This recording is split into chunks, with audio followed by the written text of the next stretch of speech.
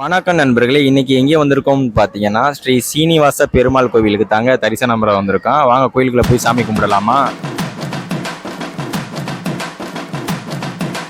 சிங்க நடை போட்டு சிகரத்தில் ஏறு, சிகரத்தை அடைந்தால் வானத்தில் ஏறு. எம்பேரு படையப்ப, இளவட்ட நடையப்ப, என்னோட உள்ளதெல்லாம் இளஞ்சிங்க படையப்பா.